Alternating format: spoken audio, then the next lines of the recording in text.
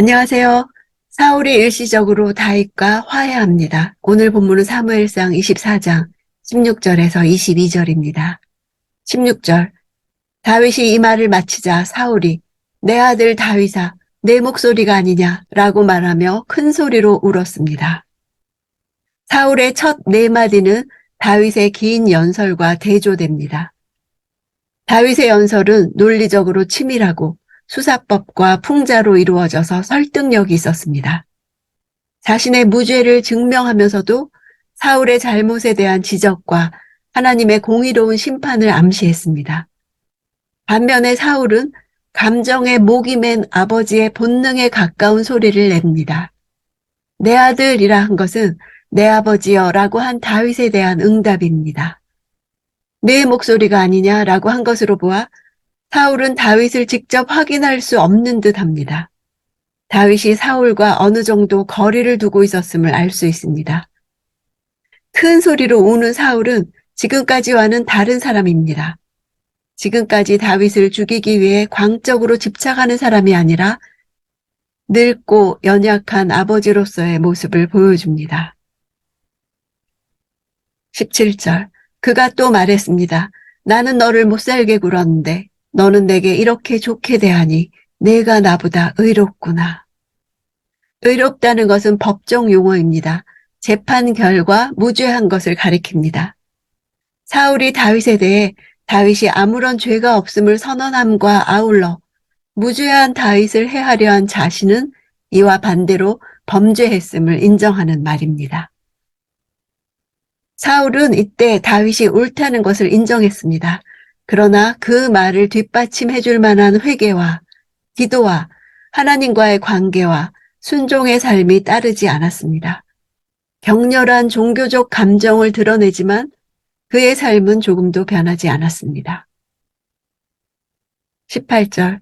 내가 방금 내게 말해준 것처럼 여호와께서 내 손에 나를 넘겨주셨는데도 너는 나를 죽이지 않았다. 넘겨주다는 가두다란 뜻입니다. 여호와께서 나를 내 손에 가두셨다는 뜻입니다. 지금까지 여러 번 나온 우리말로는 다 넘겨주다로 번역된 이 동사는 그일라 사람들이 다윗을 사울의 손에 넘겨줄 때도 집사람들이 다윗을 사울에게 넘겨주겠다고 한 때도 가두다란 의미로 사용되었습니다. 그러나 그러한 계획들은 모두 여호와의 개입으로 실패하고 맙니다. 이 사울의 고백과 연관시켜보면 하나님은 다윗을 가두어 사울의 손에 붙이신 것이 아니라 오히려 사울을 가두어 다윗의 손에 붙이셨음을 알 수 있습니다. 19절. 사람이 자기 원수를 만났는데 누가 해치지 않고 그냥 보내주겠느냐. 오늘 내가 내게 한 일로 여호와께서 내게 상 주시기를 바란다. 다윗은 자신을 변호하기 위해 속담을 인용했는데 사울도 속담을 인용합니다. 원어에는 길이란 단어가 나와서 원수를 평안한 길로 보내주겠는가입니다. 사울은 우연히 들어선 길이었지만 그 길은 죽을 수밖에 없는 악한 길이 될 수도 있었습니다. 그러나 다윗은 누구나 통례적으로 걸어가는 악한 길을 오직 여호와를 의지하는 신앙을 통해 평안한 길로 바꾼 것입니다. 다윗이 사울에게 선한 길을 제공했던 것처럼 하나님께서도 다윗에게 선한 길을 제공하실 것을 기원하고 있습니다. 20절. 나는 내가 분명 왕이 될 것이고 이스라엘 왕국이 내 손에 세워지리라는 것을 알고 있다. 문장 맨 앞에 보라, 그러므로 이제 라는 말로 시작되어서 사울이 다윗이 왕이 될 것을 이제 분명하게 인정할 수밖에 없다는 사실을 보여줍니다. 사울이 자발적으로 확실하게 인정했다는 근거가 됩니다. 내 손이라고 한 다윗의 손은 하나님이 함께 하시는 손, 자신을 죽이려는 사울에게 악을 선으로 갚는 의로운 손인 것을 인정하고 있습니다. 21절. 지금 여호와의 이름으로 내게 맹세하여라. 내가 내 자손들을 끊어버리지 않고 내 이름을 내 아버지의 집안에서 지우지 않겠다고 말이다. 사울은 이제 요나단처럼 다윗과 언약을 맺습니다. 자손들을 끊어버리지 않고 이름을 지우지 않는 것은 사울의 가문을 왕족으로 보존해 줄 것을 부탁하는 것입니다. 다윗과 요나단 사이에 맺었던 언약이 다윗과 사울의 언약으로 확증되고 있습니다. 22절 다윗은 사울에게 그대로 맹세했습니다.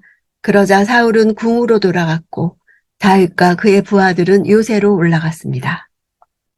사울이 돌아간 궁과 다윗이 돌아간 요새가 대꾸를 이루면서 사울과 다윗이 앞으로 걸어갈 운명에 대한 방향을 암시합니다. 그 궁이라고 해서 사울이 왕으로 거하는 궁전, 그 요새라 해서 사울이 오기 전 다윗이 은신해왔던 엔게디 황무지를 가리키면서 지금까지 갈등 관계에 있었던 사울과 다윗이 각각 원래 있던 자리로 돌아갔음을 보여줍니다. 화해의 만남을 가졌지만 여전히 서로 다른 인생길을 걸어가게 될 것을 암시합니다. 진정한 회개였다면 사울은 다윗의 망명 생활을 종식시키고 그를 불러들여 왕위 인수 인계 작업을 서둘러야 했었습니다. 사울은 단독으로 돌아갔다고 묘사된 반면 다윗과 부하들이라 하여 다윗에게는 많은 사람들이 몰려올 것이나 사울은 점점 더 고립되어 갈 것을 암시합니다. 요새로 올라갔다는 것은 높은 곳으로 나아가는 이미지로 힘이 강해질 것이라는 상징적 의미를 나타냅니다. 앞으로 다윗의 위상이 더욱 높아질 것을 암시합니다. 하나님은 사울의 입을 통해 다윗의 위대함을 말씀하셨습니다. 사울은 다윗을 뒤쫓다가 그를 어쩔 수 없이 높여야 하는 상황을 맞았습니다. 험난한 갈등과 위기의 상황에서 다윗의 진실한 마음이 하늘을 열었고 대적이 그를 칭송했습니다. 비난에 대해 하나님의 마음에 합한 반응을 할 때 우리의 부르심에 전환점이 마련됩니다.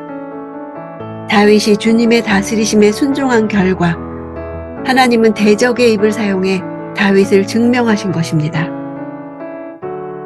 사울을 죽이라는 부하들의 제안은 다윗의 자기 보존 본능에 맞습니다. 그러나 다윗은 자신의 본능적 욕심에 이끌리지도 않고 섣부른 말씀 해석의 오류에 빠지지도 않고 주님이 받으실 만한 마음을 유지하며 언약을 믿었습니다. 우리의 신앙 여정도 마찬가지입니다. 자기를 보존하고자 하는 욕망에서 벗어나 욕망을 정당하기 위해 말씀을 선택적으로 해석하고 적용하는 유혹에서 벗어나 주님이 받으실 만한 마음과 언약에 따라 살아가기 원합니다.